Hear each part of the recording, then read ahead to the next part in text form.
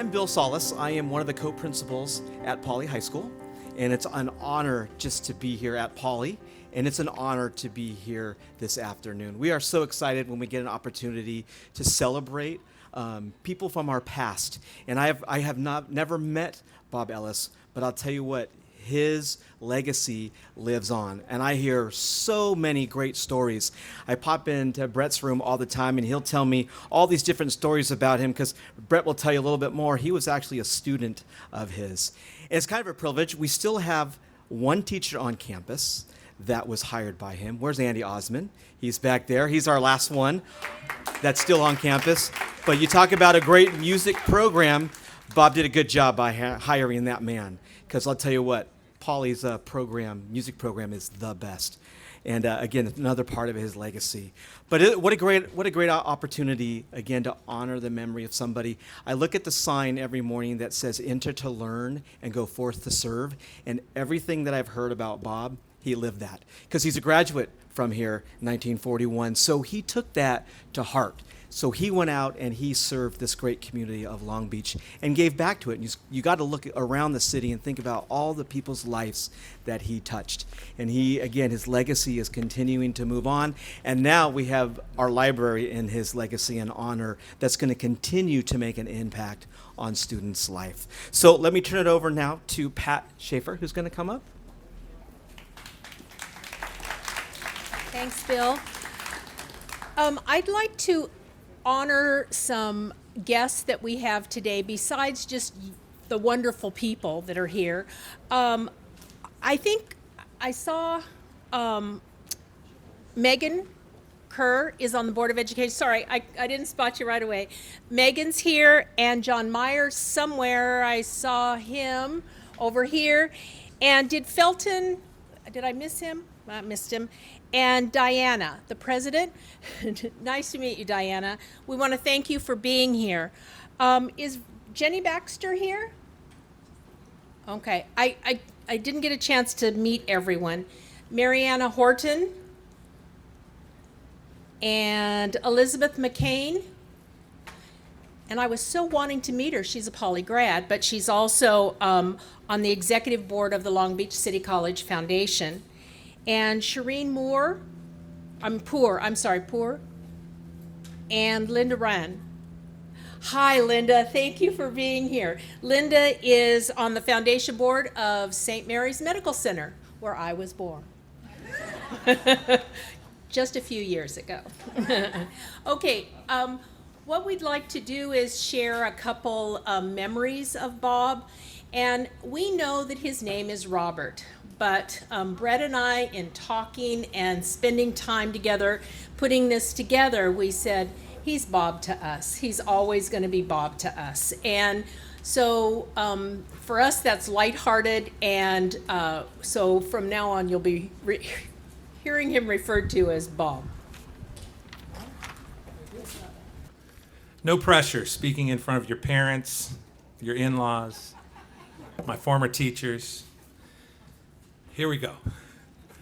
I'm Brett Alexander. I'm a teacher here at Poly, as Principal Solis mentioned. I've been here 26 years, but I'm also a Poly graduate.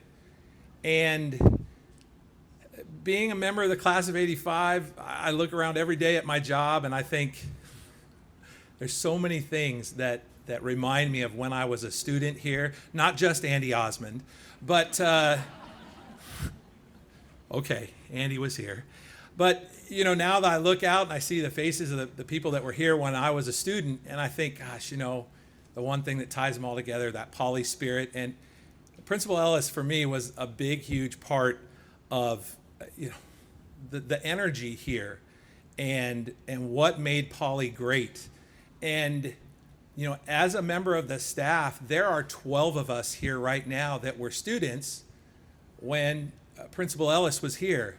And there's a display case at the end of the 100 building. There are 32 former Poly students that are working here right now on our staff. And it's the reason that we come back. It is because, the school spirit is just so tremendous here that, it draws us back. When I was a high school student here in 1985, I had an opportunity to get a scholarship to Boston University, and one of the things that was required of that scholarship was a letter from the principal. And so I can remember asking Bob for a letter and thinking, well, I hope he'll do this. I mean, my dad works here. I've got an in.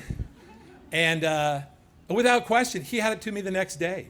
And I've never written a letter of recommendation that fast unless somebody really needs it. But he didn't even hesitate. And the thing that I think of now is that 9 years later, when I'm about to get married and we're looking for a place to have my rehearsal dinner, who steps in but Bob Ellis, and he was the host of my rehearsal dinner when I got married to Tiffany Mullen. And it's funny how things work in circles. And then when I came back here to be a teacher, everywhere I look, I think about, the rally stage was something that happened when I was here. The naming of Jackrabbit Lane was something that happened when I was here. The moving of and I'm gonna read to you what's on the plaque here, and so I'm hitting some of those same things. But it was a tremendous time to be a student here, and I really enjoyed it, and that's why I've enjoyed coming back here and being a teacher here for the last 26 years. One fun fact that I didn't include in the program, Bob Ellis was the 4th longest tenured principal. I now teach yearbook, so I have all this information at my hands, and I'm really sad that I don't see somebody in attendance because I had a great joke. Well, I'll tell it anyway. Principal Burcham, has a school named after him and a football field. I'm still trying to track down where the plaque went. When they put in the AstroTurf field, I have no idea where Burcham Field's plaque went, but hopefully we can find that so we can put it back where it belongs. And Principal Hicks has the art gallery now / computer lab named after him. And now we're going to have the Bob Ellis Library. The 2nd longest tenured principal here was Sean Ashley. And we're very excited to pre-announce that the Sean Ashley air conditioning system will be installed 2023. So I'll see you all in 4 years when Sean gets his due. There were some people that had some other suggestions, but hopefully, fingers crossed, 2023. Of course, you leave the oldest school for the last year to put in air conditioning. So my job is to read to you what's on the plaque, and so I am going to do that. And then this plaque is, after we unveil the letters, the plaque is going to be installed inside the library just up here to the right of the entrance to the library. Okay, so Bob Ellis, following a family move from Texas, Bob attended Poly High School. He graduated in 1941, a proud letterman on the debate team. As the debate coach, I'm all for that. After college and naval service in both World War II and Korea, Bob began working for the Long Beach Unified School District. For the next 37 plus years, Bob served as a teacher, a counselor, a head counselor, and then became a principal. Over the years, Bob was a principal at 7 different LBUSD schools. His longest tenure was at his alma mater, Poly High School, from 1979 to 1986. During his time at Poly, the high school enjoyed unprecedented success. Many of the impacts during Bob's time in charge can still be seen here today. The creation of the CIC Magnet Program, the moving of graduation from the crowded Terrace Theater to Vet Stadium, the building of the rally stage, moving it from the very, very unsafe roof, which you can see over on the 100 building. Okay, it doesn't say all that, but every time I tell my kids that the rally stage was over there under the rabbit clock, they're like, "How did you get up there?" I'm like, "I don't know. We had ladders. I remember that, but safety first." And the renaming of 17th Street to Jackrabbit Lane. Okay? Bob was a beloved figure in Long Beach and at Poly High School. I thank you all for coming, and now Pat Schaefer is going to come up and share a few words.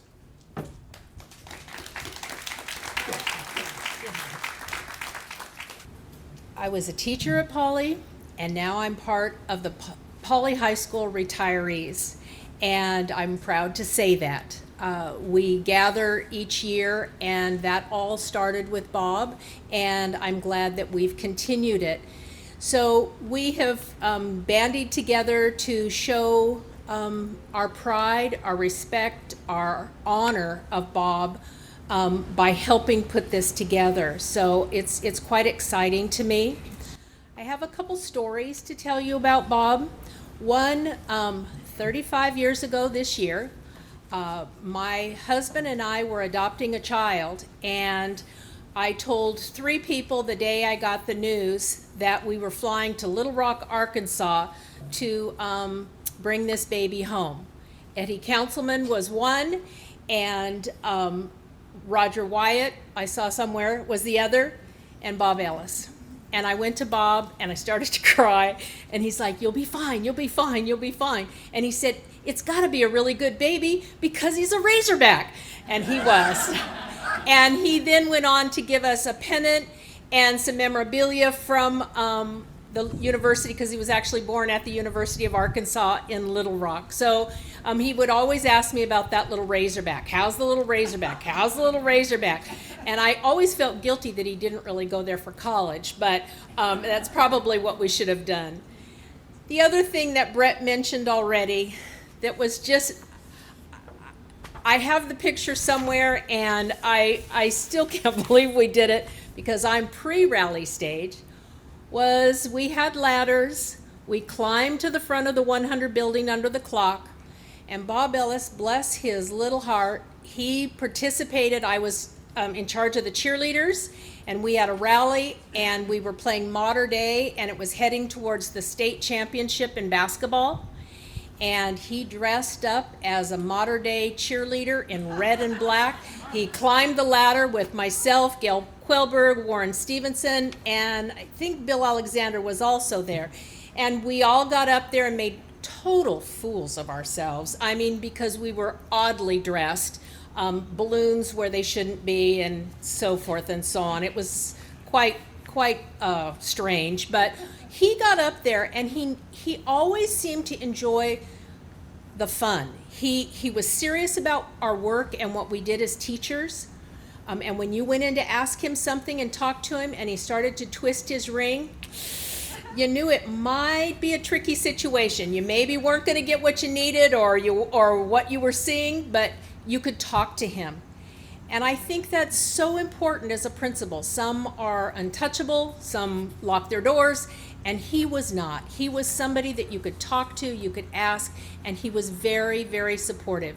Whether he was a cheerleader, whether he was a grandfather to a child, or his work here on campus. So I just think that this is a really special event. And I really want to thank all of you from the bottom of my heart for coming and participating and showing Barbara how people cared. She was at that other school, so she didn't get to see that part of life, the Poly life. But you always knew that Bob loved Poly. And I think that's outstanding and spectacular. So I want to thank you again all for coming. I really appreciate it.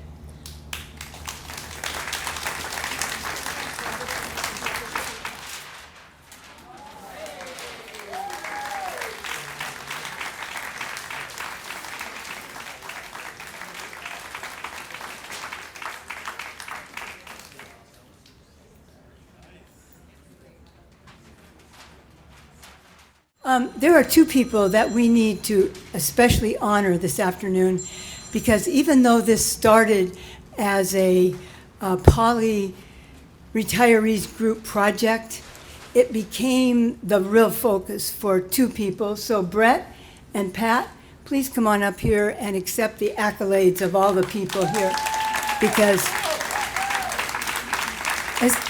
as Pat was explaining to me, this project was 2 years in the making, and that's how long it took us to get all the approvals and work with everybody to get it done. So thank you to both of you for all of that. That's very kind. Thank you. Thank you. It was a pleasure. And I kept thinking when I was working with Brett, I kept thinking we did medieval. We lesson planned together a whole unit on medieval literature, and so all I kept thinking is, oh, the good old days. Yes. We would love to invite you all to come in to the library. We have cookies and iced tea, lemonade, water. And here's the other thing. If you wanted to make a donation to the Memorial Library, there's a basket in there for that. And then you're going to say to me, what is this? Well, this used to be called the Memorial Library, which we really weren't sure why. It was just Memorial. We were assuming maybe World War II, but it never said anything more than Memorial Library. So these are really cool letters that were taken down, and they're on the table in there. And if you would like to purchase one, there's a little basket, and you can purchase them and make a donation for those letters if you're interested. So don't think we've lost our, well, we have. Speak for yourself. We have. But we'd like to invite you all to come in and have some refreshments.